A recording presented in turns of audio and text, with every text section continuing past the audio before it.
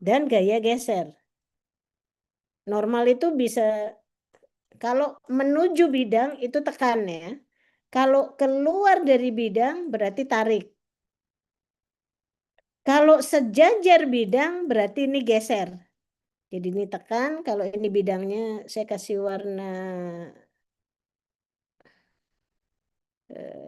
warna merah gitu bidangnya. Kalau ini bidangnya itu bidang, ini bidang. Gaya atau beban yang menuju ke bidang gaya ya atau kalau ini menuju ke bidang ini kita sebut sebagai tekan. Kalau dia keluar dari bidang ini kita sebut sebagai tarik. Kalau dia gayanya sejajar bidang, entah dia ke bawah, entah dia ke atas gitu ya. Itu sebentar. Sebentar ya. Ya. Itu kita sebut sebagai geser gitu.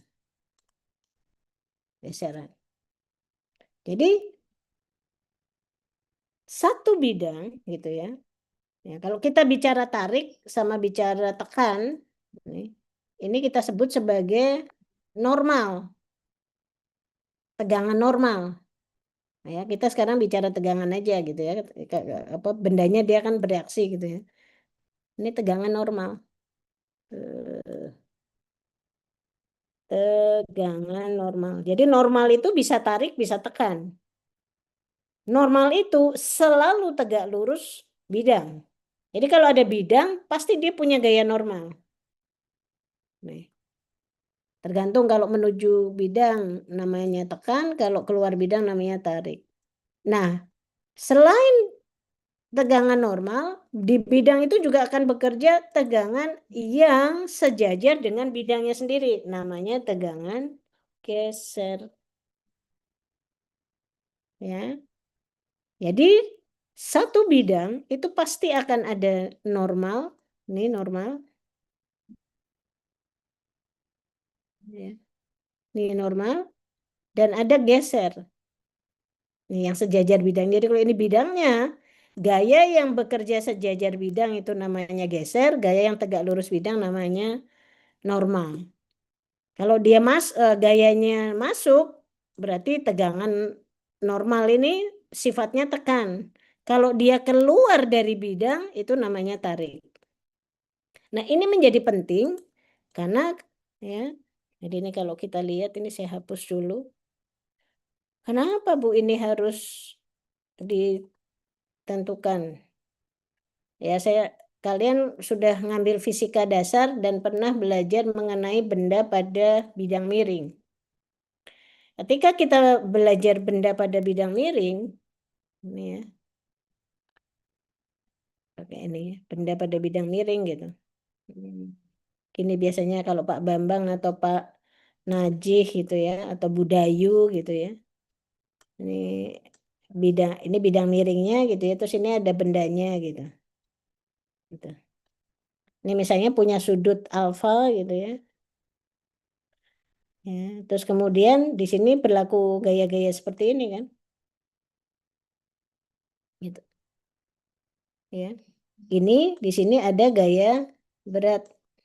Gaya berat itu apa? Massa kali gravitasi.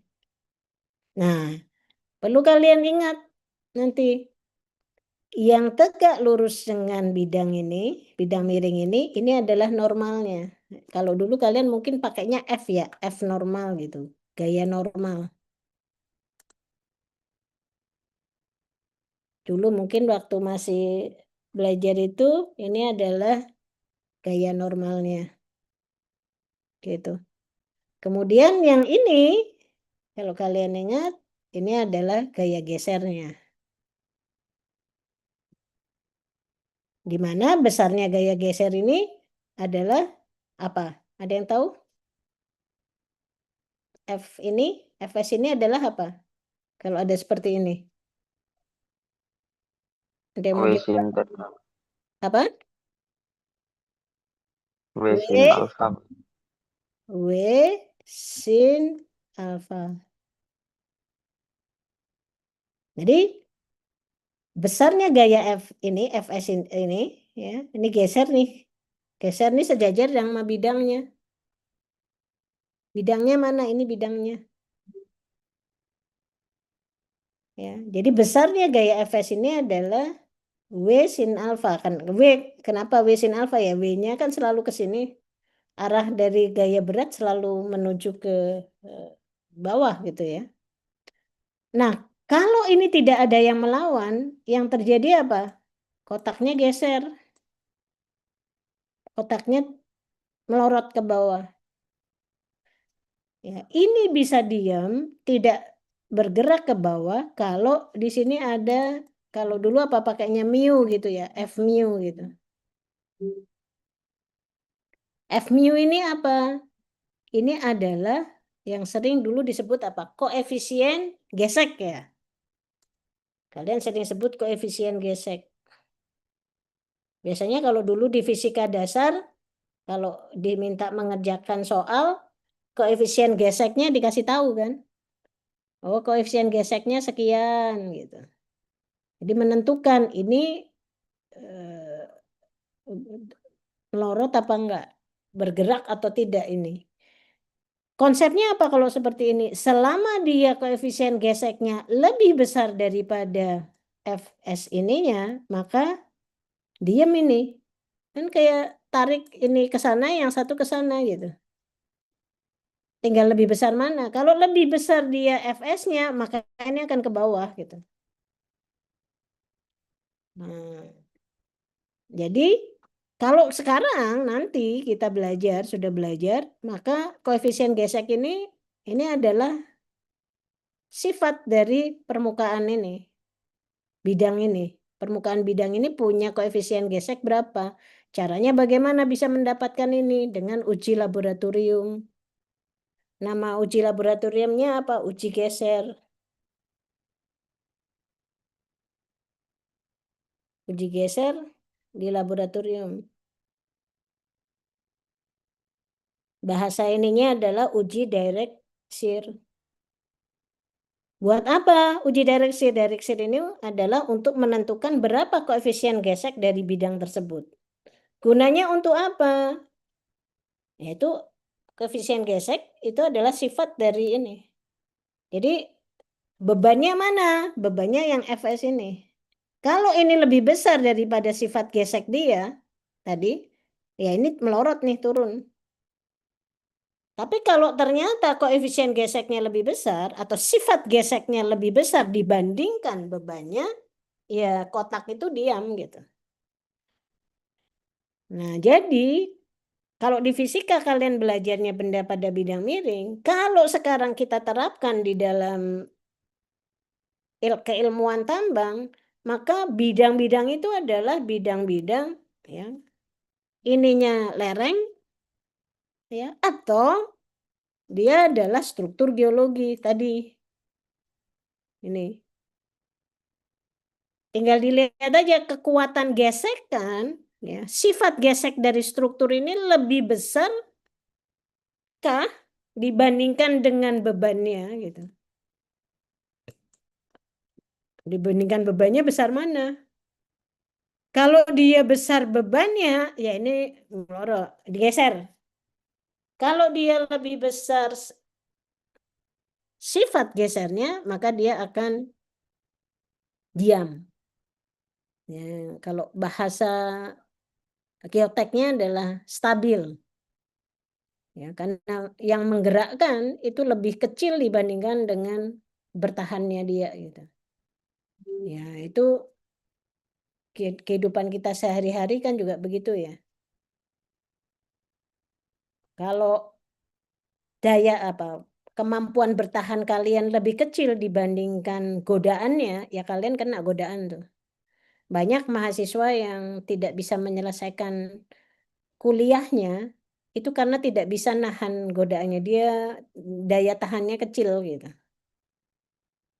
Diajak ini oke, diajak nongkrong oke, diajak itu kan apa ya, apa godaan ya itu. Jadi ya kalau ada seperti itu tinggal kalau orang bicara religius ya apa imannya diperkuat gitu. Itu sebetulnya apa sih? Ya daya tahannya yang diperkuat. Kesehatan gitu.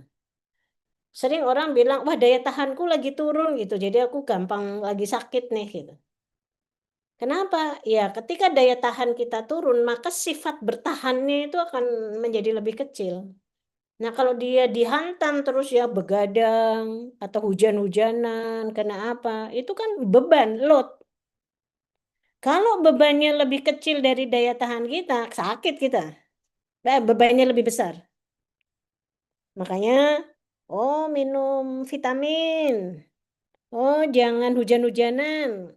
Kenapa jangan hujan-hujanan? Ya, jangan hujan-hujanan itu berarti mengurangi beban gitu. Kenapa minum vitamin? Minum vitamin itu berarti memperkuat daya tahan gitu. Sehingga ya stabil, nggak sakit gitu kita. Sakit itu kan berarti kondisi kita nggak stabil ya. Berarti kita lagi longsor gitu. Kalau bahasa mekanikanya. Nah, jadi kalian harus tahu menentukan ya, harus kenapa harus menentukan tegangan bidang tadi ya, Kak? Tadi karena mau dicek nih. Beban yang tadinya 200 ton di atas, ketika diterima oleh beban di bawah itu menjadi berapa ton? Nah, ya, yang mana Bu tadi yang gambar sudah saya hapus ya gambarnya. Yang ini tadi. Bentar.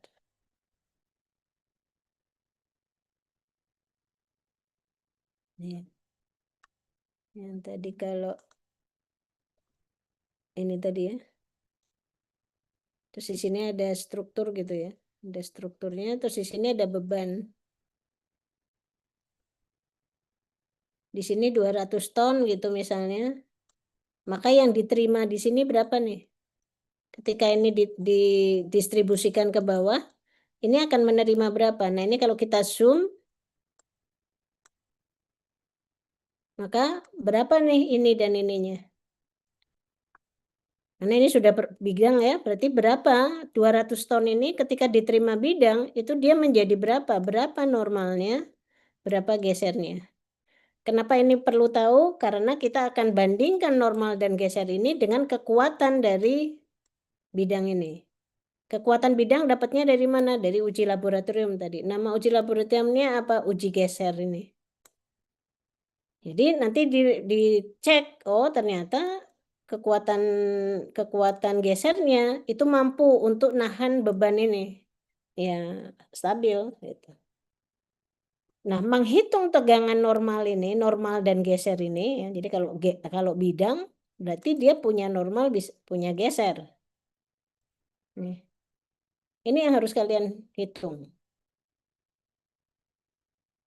Jadi setiap bidang itu pasti akan ada tegangan yang tegak lurus dengan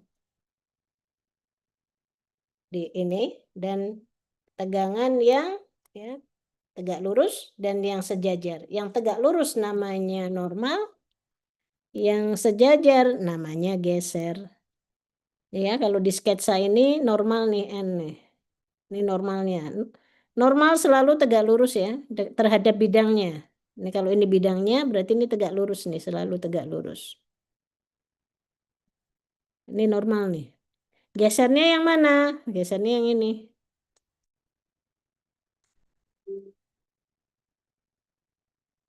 Ya, ini ada geser. Gesernya sejajar bidang.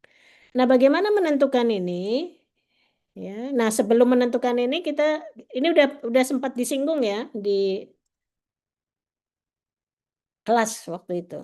Ya, ini saya mengulangi dulu nih karena sudah 3 minggu nih. Kita bisa ada satu kesepakatan internasional sebetulnya ya untuk menuliskan tegangan. Jadi ini berlaku di mekanika ya. Jadi kalau mekanika matematik gitu ya, karena kalau kita bicara mekanika matematik gitu ya, itu kita akan bicara 2 dimensi, 3 dimensi itu akan kita akan bahasnya dalam bentuk sumbu.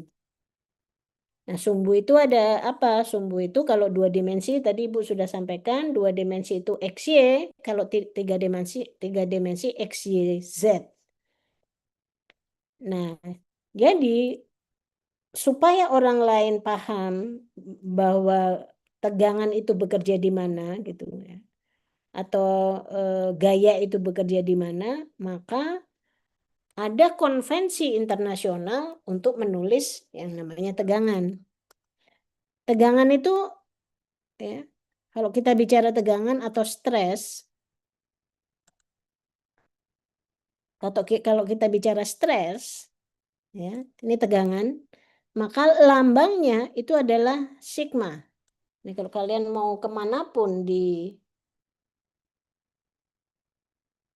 dunia ini gitu ya, mau di Afrika, mau di Amerika, mau di Kanada gitu ya, yang namanya tegangan itu adalah sigma. Nah, kemudian ya, untuk menunjukkan dia bekerja di bidang yang mana yang berkaitan dengan sumbu, maka ini dikasih subscript atau indeks.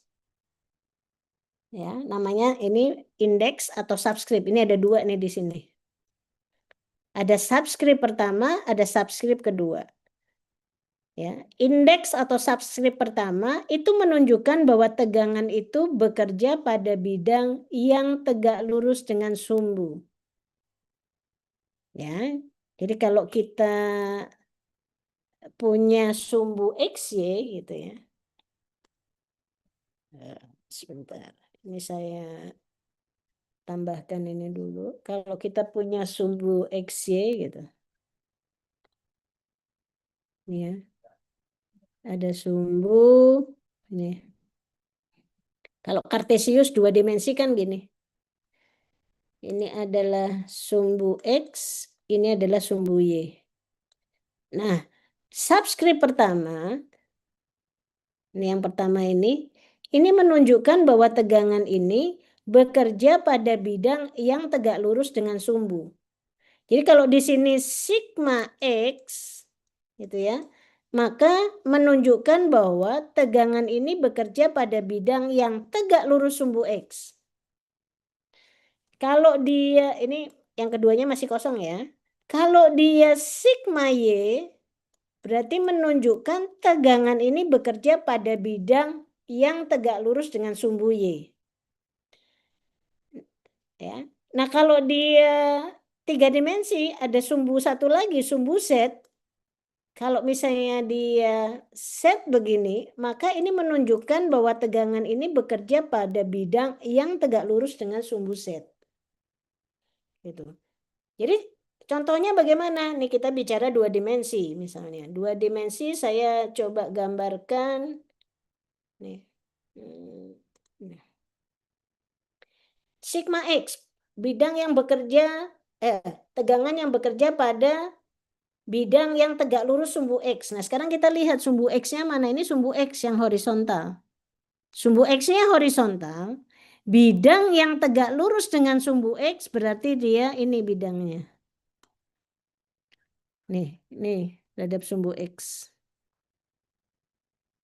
Kalau dia bidang yang tegak lurus dengan sumbu Y ini, bidangnya mana? Ini sumbu Y-nya vertikal, maka bidangnya adalah, ini tegak lurus sumbu Y.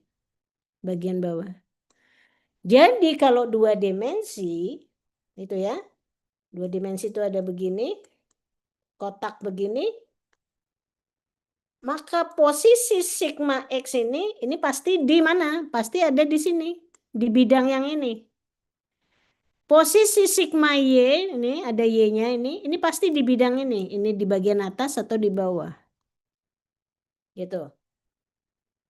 Ya. Nah, subscript kedua sekarang kita mau gambarkan ininya tegangannya di mana. Nah, kita lihat dulu subscript yang ini.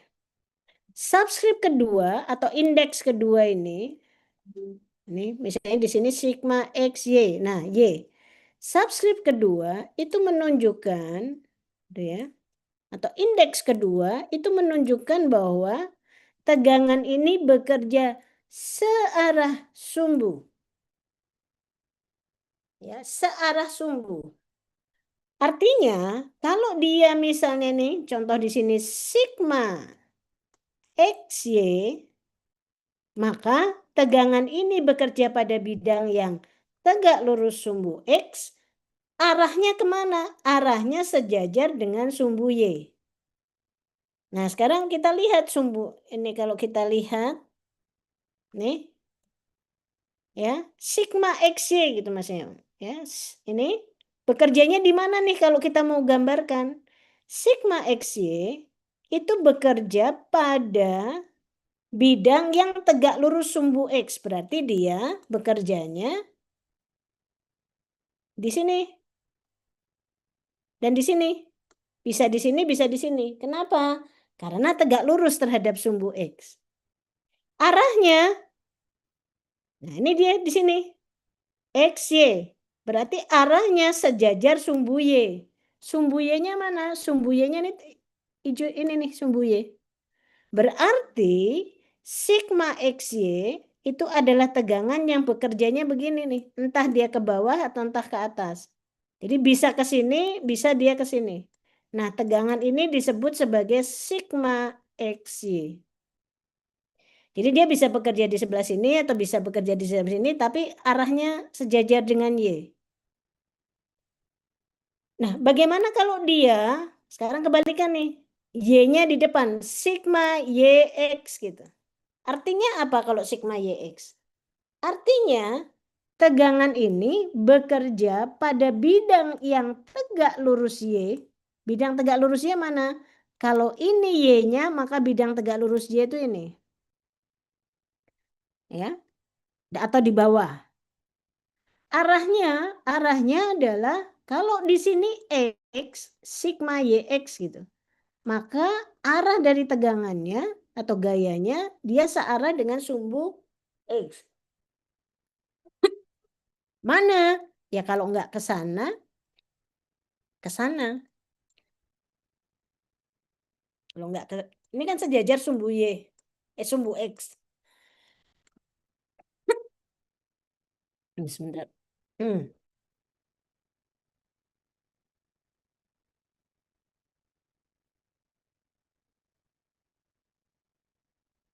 Ya. Nah, bagaimana kalau dia sigma XX? Kalau sigma XX berarti tegangan ini bekerja pada bidang yang tegak lurus sumbu X. Oh, berarti bidang mana? Berarti bidang yang saya pakai ini. Berarti bidang ini.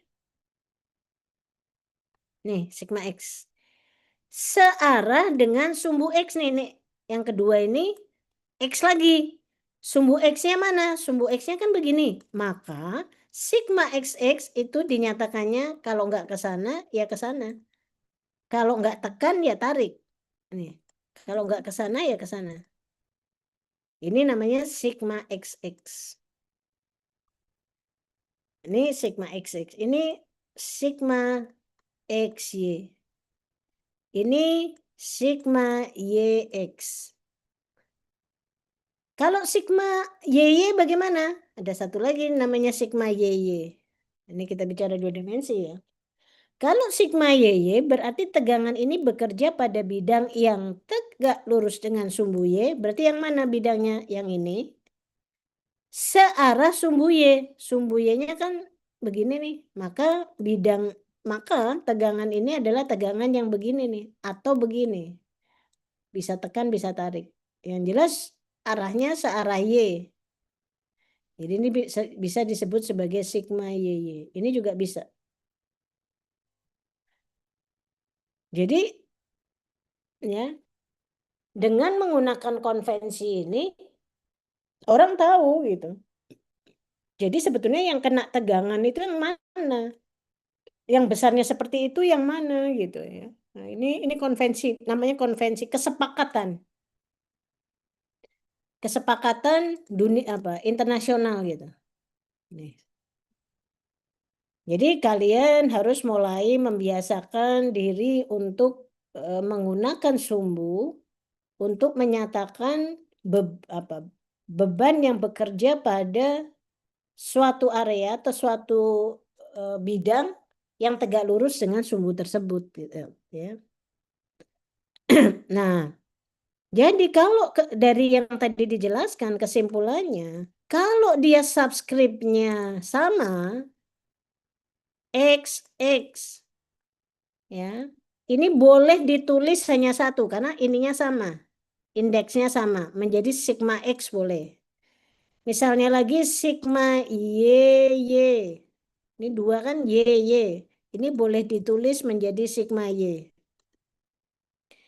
Nah, kalau dia indeksnya sama atau subscribe-nya sama, XX atau YY, maka ini sudah pasti adalah tegangan normal. Tegangan normal berarti tegangan yang bagaimana? Tegangan yang tegak lurus bidang. Jadi kalau di gambar kotak ini yang namanya sigma X itu ya ini. Karena ini sistem tekan, maka ini arahnya masuk nih. Sigma Y-nya mana? Sigma YY boleh dia ya di sigma YY bisa ditulis menjadi sigma Y dan dia adanya nih di sini. Kalau dia imbang kan atas bawah harus sama. Ini sigma Y, ini sigma Y. Ya, kotak ini di kotak ini. Nah, yang dia subscribe-nya berbeda, XY, YX gitu. Maka sudah pasti tegangan itu adalah tegangan geser. Kalau tegangan geser berarti letaknya atau posisinya dia sejajar dengan bidang. Ya. Contohnya nih. Ini kan sejajar bidang CB, sejajar bidang DA gitu. Ya. Ini yang ini sejajar bidang DC, yang ini sejajar bidang AB gitu. Nah, kalau subscribe-nya berbeda, nggak boleh diringkas. Ditulis salah satu gitu nggak boleh. Jadi untuk subscribe yang berbeda, ini menunjukkan bahwa ini adalah tegangan geser, ya gayanya gaya geser, dan yang boleh diganti itu adalah sigmanya ini. Jadi kalau dia adalah tegangan geser, dia boleh ditulis menggunakan sigma, boleh ditulis menggunakan tau. Ini tau. Ini sigma. Gitu. Ya. Jadi ini masalah bagaimana menuliskan tegangan gitu ya di sini ya di dalam satu area gitu ya atau satu kondisi di sini berarti dia ada kotak gitu ya. Maka kita bisa gambarkan atau kita bisa tahu tegangan atau apa beban apa atau gaya-gaya apa yang bekerja pada bidang-bidang yang ada di dalam kotak tersebut itu dengan menggunakan aturan subscript ini konversi tegangan. Kemudian ini kita juga sudah sempat sampaikan ini sepakat ya tekan itu menuju bidang dan positif ininya ya. Jadi kalau kalian baca buku berkaitan dengan mekanika bisa jadi akan ada yang berbeda. Jadi beberapa buku dia menggunakan apa? Menggunakan negatif itu untuk tekan, menggunakan positif untuk tarik. Tapi kita udah sepakat gitu ya di dalam Mektan, Mekbat yang positif itu adalah kompresif atau tekan. Yang negatif itu adalah tensile atau tarik. Itu. Ya. Jadi apa namanya kalau tegangan itu tegangan geser, nah kalau geser pergerakan dia ini searah jarum jam atau berlawanan jarum jam. Ya, kalau kita lihat ini geser ya tadi. Ini tegangan ini geser. Kalau geser ini kan geser nih. Maka kalau geser ini dia akan ini searah jarum jam. Ini searah jarum jam. Yang di sini berlawanan jarum jam gitu ya. Kalau yang ini dia searah jarum jam. Ini searah jarum jam. Nah, kesepakatannya kalau dia searah jarum jam itu negatif, kalau berlawanan jarum jam ya, itu dia positif. Nah, ini yang harus supaya nggak kebalik-balik nanti ya. Positif itu berlawanan, negatif itu searah. Oke ya. Nah, kemudian ya ini saya loncat dulu. Saya hapus dulu ininya, sorry. Nah, ini saya perkenalkan dulu yang namanya tegangan prinsipal. Apalagi Bu ini gitu. Ini, kalau tadi kita bicara tegangan ya, kita bicara sigma X atau sigma Y, kita sudah terbayang. Tegangan itu tuh berarti dia akan sejajar sumbu Y dan sejajar sumbu X. Ya, nih. Ya, jadi kalau di sini ini kebetulan yang digambar ini adalah tarik ya. Kenapa tarik? Ini keluar dari permukaan ya. Jadi ini tarik di gambar ini. Maka yang namanya sigma X itu adalah ini ya, sejajar sumbu X, yang namanya sigma Y sejajar sumbu Y. Itu. Ya. Kita udah tahu tuh kalau X itu arahnya begitu, kalau Y itu arahnya begitu. Nah, sekarang yang namanya tegangan prinsipal itu ya, itu yang apa sih gitu? Yang namanya tegangan prinsipal, namanya aja prinsipal. Prinsipal itu utama. Jadi tegangan prinsipal itu tegangan utama. Nah, tegangan utama itu apa aja? Tegangan utama itu ada 3. Kalau 3 dimensi ada 3, kalau 2 dimensi ada 2. Yang disebut sebagai tegangan utama itu adalah tegangan mayor, tegangan minor, sama tegangan intermediate. Atau ini bisa juga disebut sebagai tegangan maksimum, maksimum ya, tegangan maksimum, tegangan intermediate sama ini, tegangan intermediate, tengah ya. Dan tegangan yang kecil ini yang minor itu namanya tegangan minimum. Kalau ini maksimum, ini minimum. Jadi boleh menggunakan kata-kata mayor, boleh menggunakan kata-kata maksimum. Ya, boleh menggunakan minor, boleh menggunakan minimum. Ya, nah kalau kita bermainnya 2 dimensi, maka tegangan prinsipal itu hanya ada maksimum sama minimum. Intermediate-nya tidak dituliskan gitu ya, kalau 2 dimensi. Kalau 3 dimensi, maka dia akan ada maksimum, minimum, dan intermediate. Ini artinya apa sih? Namanya aja tegangan prinsipal, tegangan utama. Dan kalau kita sudah bicara maksimum sama minimum, kalau namanya maksimum berarti nggak ada lagi yang lebih besar. Kalau namanya minimum berarti tidak ada lagi yang lebih kecil. Misalnya, kalian bisa lulus mendapatkan nilai C, minimum nilai harus 56. Artinya tidak boleh lebih kecil daripada 56. Itu arti minimum. Ya. Kalau kita bicara maksimum berarti batas paling atas. Ya, jadi misalnya maksimum apa namanya kalau ada maksimum membuat kesalahan misalnya 2 kali gitu. Artinya kalau kita tidak boleh membuat kesalahan lebih besar dari 2 kali gitu. Nah, itu namanya maksimum, batas atas. Sama minimum itu adalah batas bawah. Nah, kalau kita bicara sumbu utama, maka ada yang sedikit berbeda. Ini yang sedikit berbeda apa? Ini kalau kita lihat indeksnya itu adalah angka. Kan sigma ya. Sigma berapa? Sigma 1, sigma 2, sigma 3. Ini agak berbeda dengan yang tadi. Khusus untuk tegangan utama. Itu kita bicara 1, 2, 3. 1 untuk maksimum, 3 untuk minimum. Jadi kalau ada orang menuliskan sigma 3, berarti ini adalah tegangan minimum. Tegangan paling kecil yang bekerja di situ. Ya. Kalau sigma 1 berarti dia tegangan maksimum atau tegangan paling besar yang bekerja di area tersebut.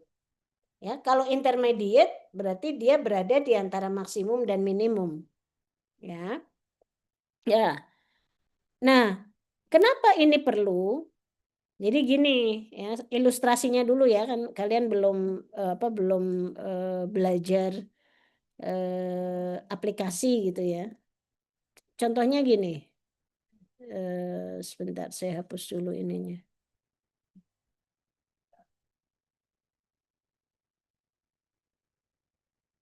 Ya, contohnya ini sebentar. Ya, kalau kita eh, punya ya, ini saya buka. Ya, misalnya di satu area gitu ya. Ini misalnya ada areanya gunung gitu, bukit gitu. Terus saya membuat terowongan di sini,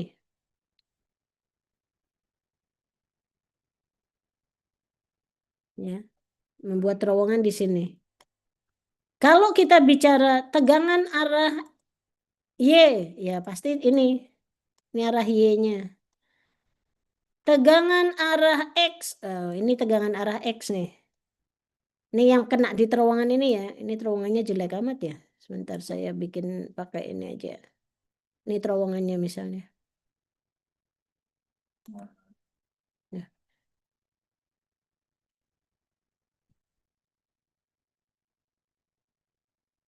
ini ya. Nih. Nah, sekarang pertanyaannya, apakah terowongan ini, apakah sigma X dan sigma Y ini adalah beban yang paling besar? Ini kan misalnya sigma X ini, ini ada angkanya nih, misalnya angkanya B, ini angkanya A gitu. Ketika kondisinya seperti ini, mana sih sebetulnya? Jadi ini kalau ini terowongan kita ada di dalam gitu, di sini ada orangnya gitu. Kan saya harus tahu, ini saya ada di dalam ini, maka ini kan ketekan semua nih karena di bawah tanah nih. Ada yang dari ini kan menekan, ada yang dari sana gitu. Nah, pertanyaannya, X tahu begini, Y tahu arahnya begini, X tahu arahnya begini. Yang lain itu nanti kita harus apa namanya ada arah tegangan ya gitu. Tapi di kasus ini, kalau ini ada apa namanya ada tegangan yang ada di sini, ada di sini. Nah, pertanyaannya mana yang paling besar yang mengenai orang, mengenai terowongan ini? Pasti ada yang paling besar ini. Yang di B, Bu. Nah, yang mana? Yang di B, Belum Bu. tentu tadi kalau bilang yang B, belum tentu. Kenapa? Ya tergantung kondisi batu yang ada di sini. Jadi kalau ada kondisi seperti ini, maka kita harus cari mana yang paling besar dan mana yang paling kecil. Yang paling besar itu namanya sigma 1, yang paling kecil namanya sigma 3. Bisa jadi tadi sigma 3-nya ini bisa jadi saya pakai warna lain. Bisa jadi sigma satunya ini. Bisa jadi dari sini. Bisa jadi juga sigma satunya dari sigma 3-nya dari sini gitu misalnya. Sigma 1 dan sigma 3 selalu tegak lurus ya. Kalau di sini sigma 1, ini pasti sigma 3 gitu. Itu konsepnya. Sama sigma 2 kalau dia 3 dimensi, ya dia akan saling tegak lurus juga. Ya. Nah, di kasus ini bisa jadi sigma satunya dari sini. Bisa jadi ini sigma satunya. Jadi sebetulnya selain kita mencari sigma Y dan sigma X, maka kita perlu mencari tahu mana yang paling besar, mana yang paling kecil. Kenapa? Supaya kita bisa memperkirakan ketika kita ini kasus di bawah tanah ini, saya akan berhadapan dengan beban, range-nya berapa sih? Yang paling besar berapa bebannya? 200 ton, 300 ton, yang paling kecil berapa gitu. Semakin range-nya tinggi, besar, semakin range-nya besar, maka kita harus jauh lebih berhati-hati. Kenapa? Ya saya bermain dengan sesuatu yang bisa jadi saya akan dapatkannya nih, ininya jangkauannya bisa luas gitu. Beda kalau saya bermain di tegangan yang namanya tegangan hidrostatis.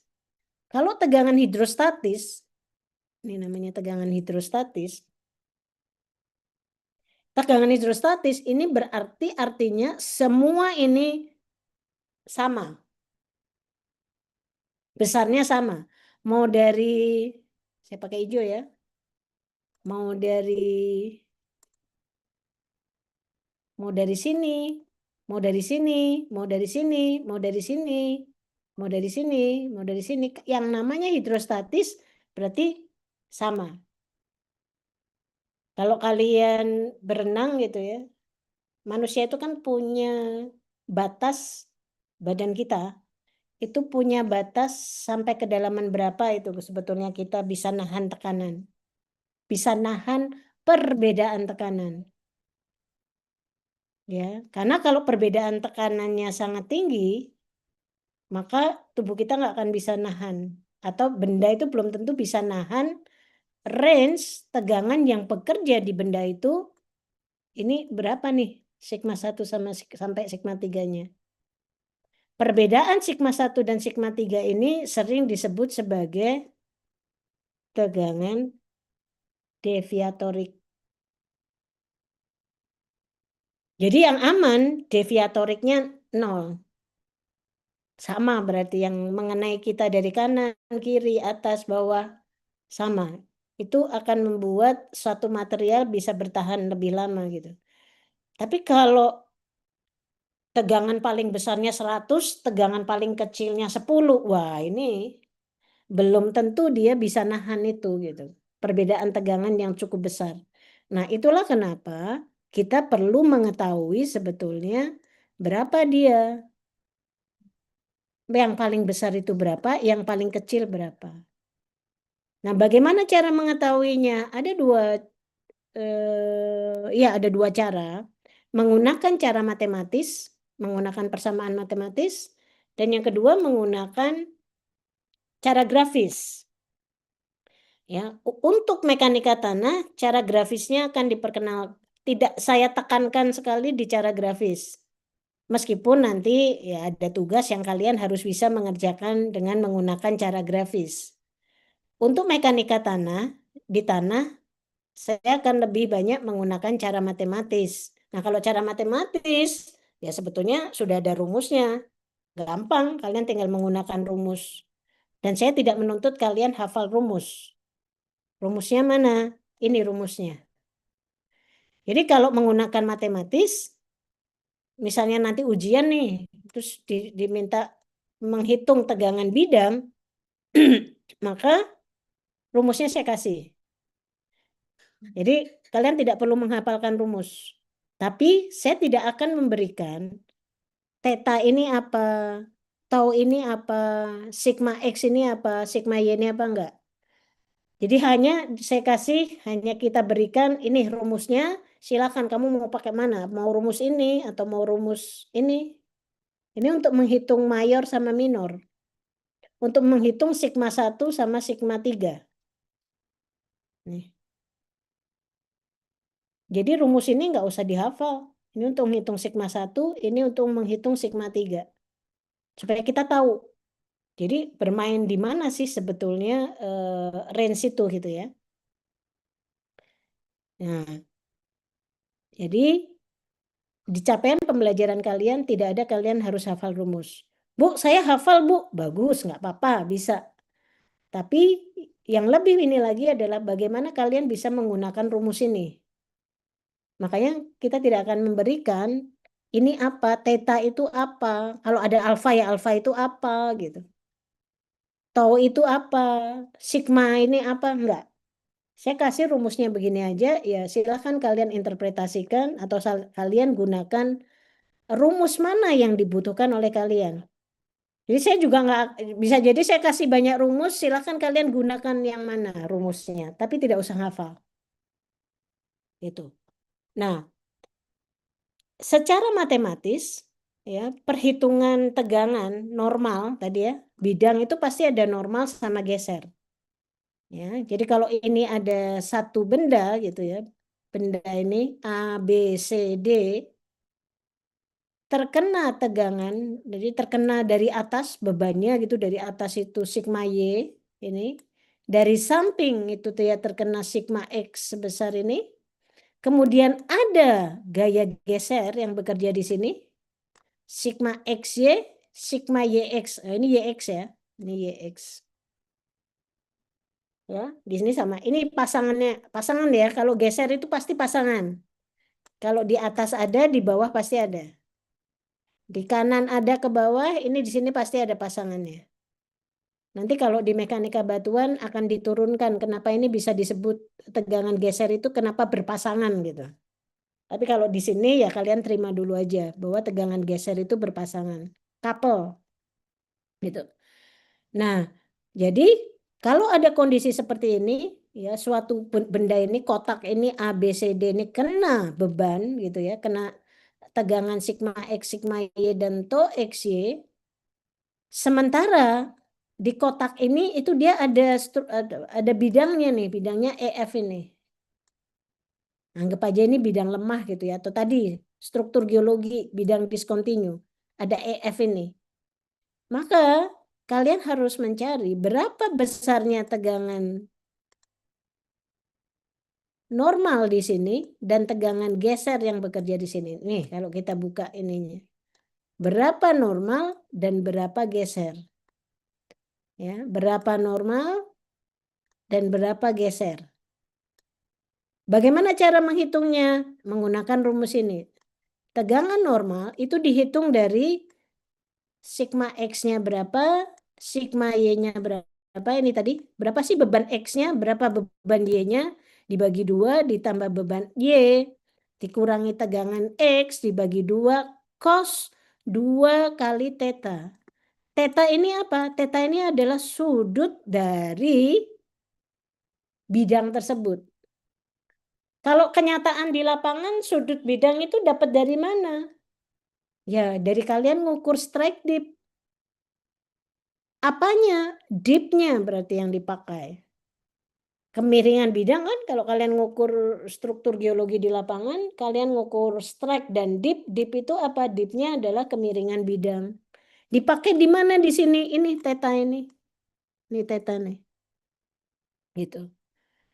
Jadi di sini ya, kalau mau menghitung tegangan normal adalah tegangan Y ditambah tegangan X dibagi 2, ditambah tegangan Y dikurangi tegangan X dibagi 2, cos 2 kali sudut bidangnya. Ditambah tegangan geser yang bekerja, ini kan ada tegangan gesernya nih. Sin 2 kali sudut tegangan. Berapa dia gesernya? Gesernya itu dipakai rumus ini. Sigma Y dikurangi sigma X dibagi 2. Sin 2 theta dikurangi tau XY cos 2 theta. Ya, nanti kalau kita sudah belajar mekanika batuan nanti kalian akan di apa ini kok bisa sih dapat rumus ini gitu. Kenapa di Macbeth? Karena kalau di Macbeth batuan itu kan sangat erat hubungannya dengan struktur geologi. Makanya kalian tahu tuh nanti turunannya menurunkan rumus ini dari mana. Itu ya. Nah, kemudian kalau untuk menghitung tegangan paling besar dan tegangan paling kecil, maksimum dan minimum, mayor dan minor, maka kalian tinggal memasukkan nilai sigma Y ditambah sigma X dibagi 2 ditambah akar sigma Y min sigma X per 2 kuadrat ditambah tegangan geser kuadrat. Kalau minor, perbedaannya hanya terletak di sini. Kalau yang satu plus, yang satu min. Udah, itu secara matematis. Ya. Nah, ini contoh soalnya. Misalnya. Sebentar ya, saya apa izin sebentar untuk apa ngasih tahu mahasiswa kestabilan kuliah karena saya mau ngajar lagi sebentar.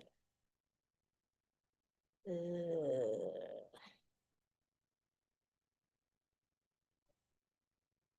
Kestabilan.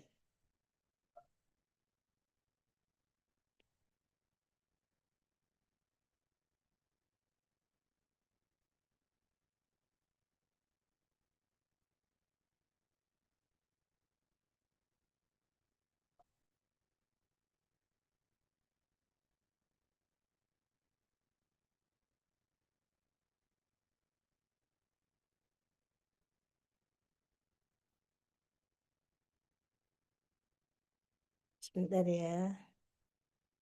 Izin dulu. Ini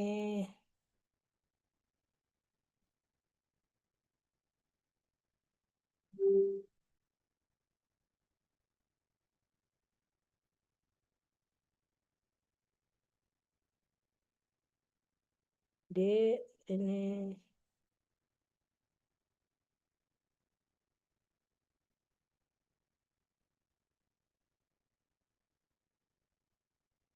sebentar. Oke ya. Nah, ini contoh nih, ya. Jadi kalau ini ada satu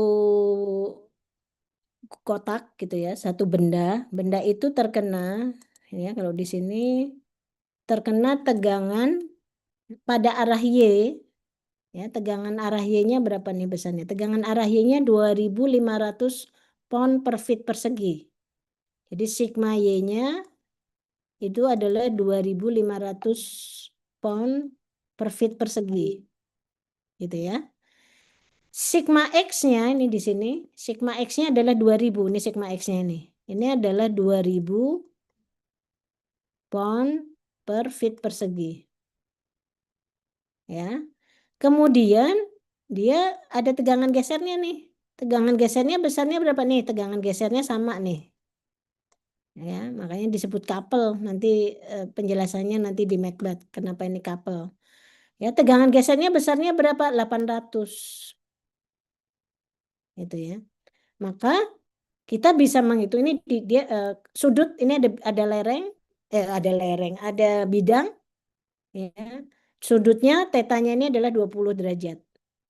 Nah, diminta menghitung apa? Yang A diminta menghitung magnitude of principal stress, berarti diminta menghitung tegangan prinsipal.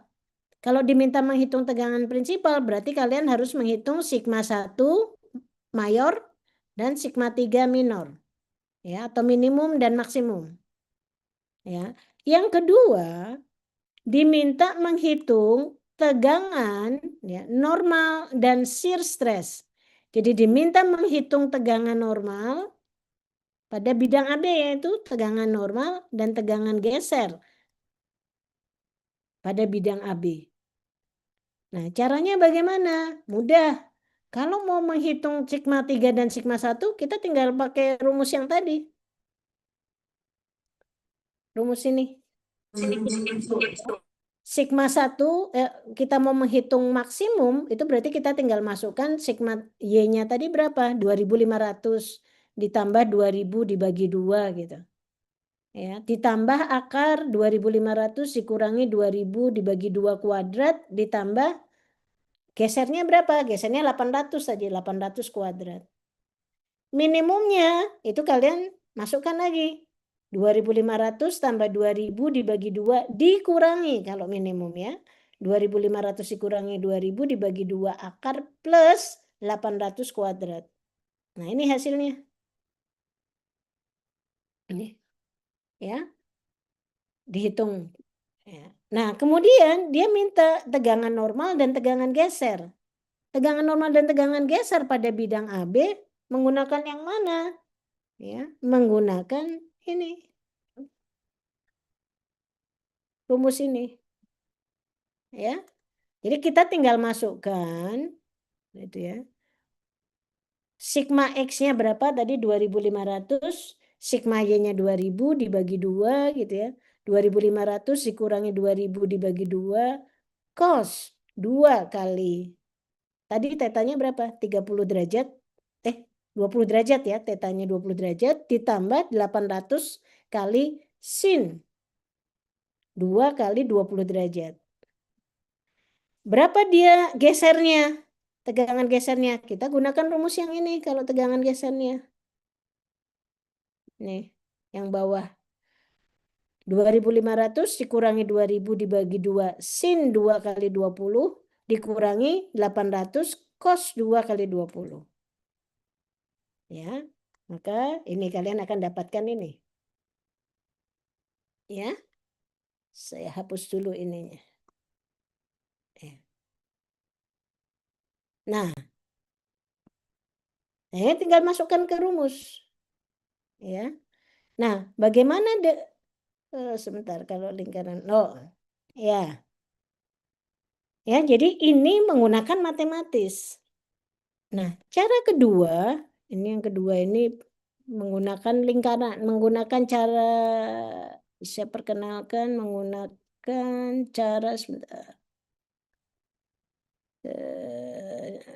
cara grafis, ya. Nanti dibahas lebih detail di Macbeth, tapi ini diperkenalkan ya. Ini tadi cara ininya. Kalau cara grafisnya bagaimana? Gitu ya. Nah, cara grafis itu menggunakan yang namanya lingkaran Moore. Jadi rumus matematis ini itu kalau diturunkan ya bisa menjadi persamaan lingkaran. Makanya untuk bisa menentukan tegangan ini sebetulnya bisa menggunakan namanya lingkaran Moore. Yang menemukan ini Pak Moore. Jadi Pak Moore ini menemukan cara untuk bisa menentukan besarnya tegangan normal dan tegangan geser serta tegangan prinsipal mayor dan minor tadi dengan cara grafis yaitu menggunakan lingkaran. Ya. Gimana caranya? Saya hapus dulu ini.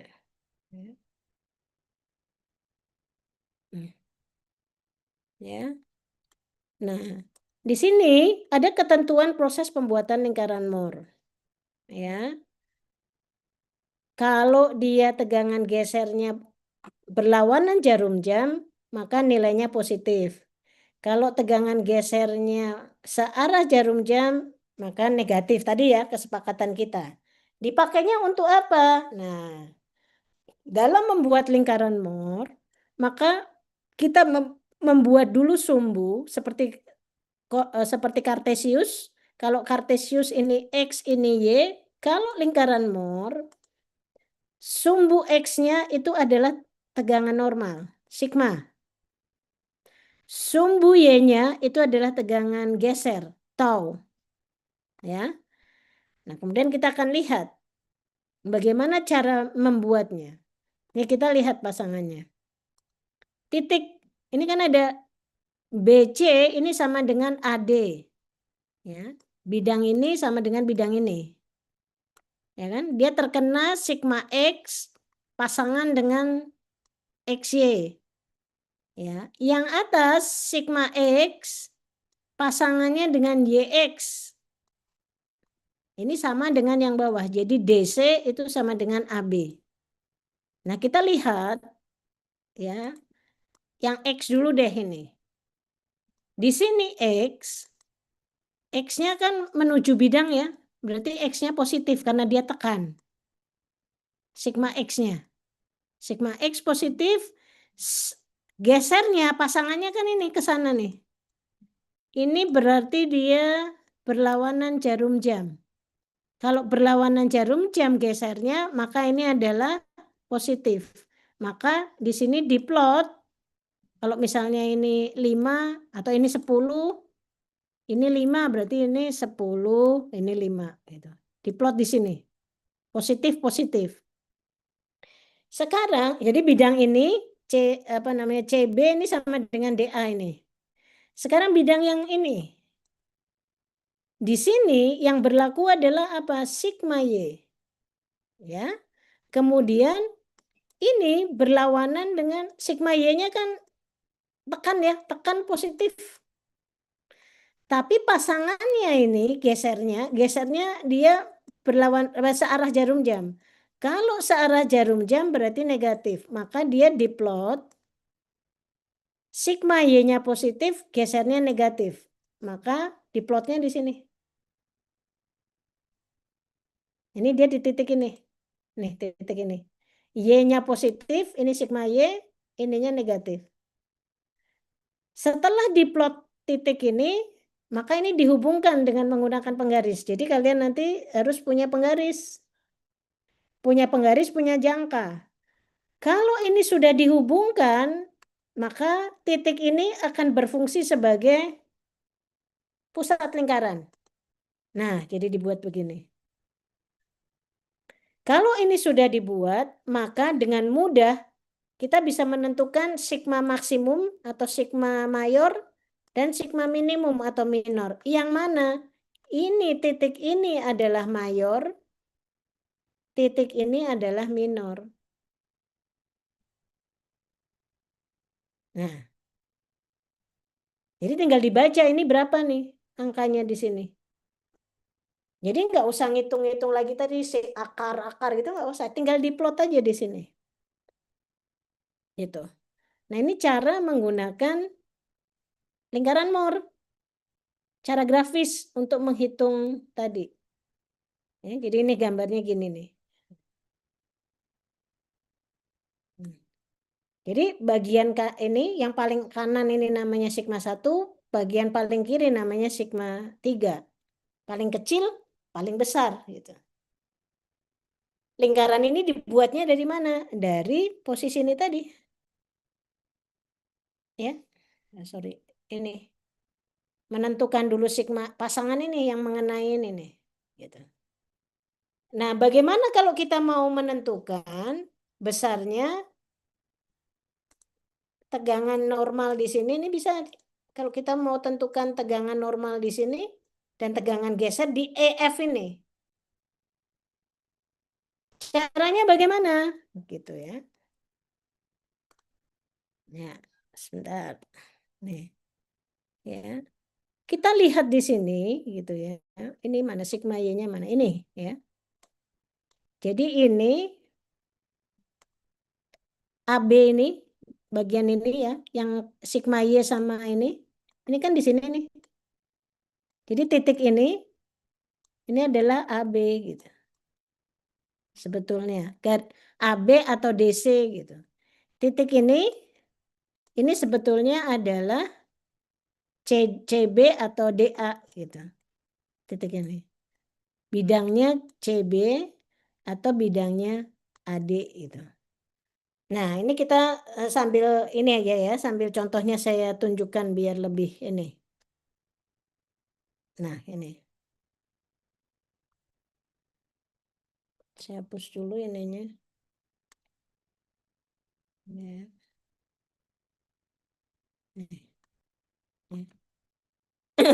Ini contoh ya. Misalnya di sini ada satu bidang, gitu, satu apa namanya kotak, dia terkena 90. Kalau X-nya 90, gesernya 60. Perhatikan gesernya ini searah jarum jam. Ya. Yang di ini, yang bagian Y-nya, dia terkena sigma Y-nya 150, gesernya 60 tapi dia berlawanan jarum jam. Kalau berlawanan ini positif, kalau searah jarum jam ini negatif. Maka di plotnya bagaimana? 90 minus 60. Karena dia 90 ini pasangannya sama minus. Yang atas 150 sama plus kan, jadi 150,60. Ditarik garis, titik ini, titik perpotongan buat lingkaran. Ya. Setelah terbentuk lingkaran, gitu ya, ini saya hapus dulu. Setelah terbentuk lingkaran, gitu ya. Ini sekarang kita lihat. Ada bidang, gitu ya. Bidangnya apa? Bidangnya adalah AB, gitu ya. AB ini membentuk sudut 45 derajat. Ya. Jadi gampangnya untuk kita bisa membuat apa namanya? Membuat berapa dia tegangan normal dan tegangan geser di sini, gitu ya. Ya, ini kita lihat nih yang C. Ya. Gambar sejajar bidang CD. Jadi ini titik ini adalah posisi nih. Ini ya. Titik N ini adalah posisi CD. Ini kalau di stereonet ini namanya pole. Kalau kalian belajar stereonet, ini namanya satu kutub itu satu bidang. Bidangnya apa? CD. Kutubnya apa? N ini. pol ini. Ya. Bidangnya apa? BC. Kutubnya apa? Nih M ini, titik ini. Jadi sebetulnya di dalam lingkaran Moore ini setiap bidang itu digambarkan dengan titik. Sama seperti di stereonet. Ya. Nah, kalau kita mau mendapatkan berapa dia normal di sini dan geser di sini gitu ya. Di bidang ini 45 ini ya, bidang AE ini, maka dari titik ini ya mudah ya kita bisa buat ya. Ini kita buat garis ya, dari posisi ini kita buat garis sejajar dengan ini. Dengan CD ini. Ini kita garis CD. Dia memotong titik P ini. Setelah memotong titik P, ya ini memang harus dipraktekkan ya. Nanti kalau kita di kelas kita latihan deh di kelas. Ya. Titik P. Kemudian kalian buat garis ya, dari titik P ini sejajar dengan ini. Jadi ini digariskan di sini nih. Ini sejajar nih, ini sama ini. Saya pakai warna lain deh, misalnya warna merah deh. Ini digambar dari titik P ini sejajar. Jadi ini harus sejajar nih. Dia akan memotong lingkaran Moore di titik ini. Q ini. Nah, tinggal dilihat sekarang. Dibaca di sini berapa, di sini berapa. Jadi ternyata kalau nanti menggunakan di ini ya, ternyata di bawah ini 60, di ini 30. Jadi ABA ini berapa dia normal di bidang ini adalah 60. Berapa nilai gesernya? Nilai gesernya ini adalah 30. Kalau pakai rumus, ya kita tinggal masukkan rumus tadi untuk menghitung sigma N tadi kan sigma X tambah sigma Y dibagi 2 gitu. Tadi rumus matematis tadi. Jadi kalau menggunakan grafis, kita gambar, kita nggak usah pakai kalkulator, kita bisa ini. Yang penting modalnya adalah busur derajat sama penggaris sama jangka. Saya bisa dapat nih titik ini. Nah, kalau kalian coba cek dengan matematiknya, dengan rumus ini tadi, maka hasilnya harus sama. Kalau menggunakan rumus ini tadi, mana rumus matematik tadi? Ini, maka hasilnya sama. Jadi kalau dimasukkan tadi sigma X-nya, Y-nya berapa, sigma X-nya berapa, dihitung sudutnya 45 derajat, maka kita akan mendapatkan nilai sigma N ini 60, sigma to N ini atau geser ini nilainya adalah 30. Berapa nilai maksimum atau minimum? Kalau menggunakan rumusnya ini, kalau menggunakan lingkaran Moore tadi, kalau sudah digambar lingkaran Moore-nya ini tadi, maka kita akan bisa mendapatkan, tinggal dibaca aja ini di grafiknya. Titik ini berapa nih? Titik ini berapa? Jadi kalau mengerjakan menggunakan cara grafik, itu kita harus paling enak menggunakan milimeter block. Ya, ini adalah sigma 1. Yang titik ini adalah sigma 3. Gitu. Nah, besarnya berapa nih? Ya, ini kan kita karena nggak pakai, nanti kita kalau di kelas kita coba latihan ini. Ini kita akan dapatkan angka ini. Kalau pakai rumus matematik ya dapat ini juga gitu. Rumus matematiknya tadi sigma 1 sama dengan sigma Y tambah sigma X per 2 plus akar gitu.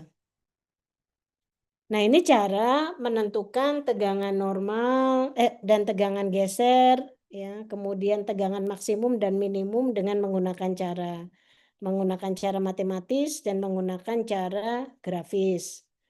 Memang kalau menggunakan jarak grafis kelihatannya lebih susah karena kita belum coba gitu ya, belum apa namanya tidak latihan. Kuncinya itu sebetulnya adalah latihan. Kalau sebagian mahasiswa itu cenderung mereka menggunakannya matematik. Kenapa? Karena kalau matematik tinggal masukkan rumus. Jadi nggak mikir gitu ya. Nah, padahal itu salah. Kalian kalau matematik hanya masukkan rumus doang itu namanya operator bukan engineer gitu. Ya. Jadi nanti ini kita apa namanya kita pertemuan nanti gitu ya. Mudah-mudahan minggu depan saya bisa ngajar di kelas gitu. Nah, kalau kita bisa ngajar di kelas, kita bisa latihan ini gitu ya.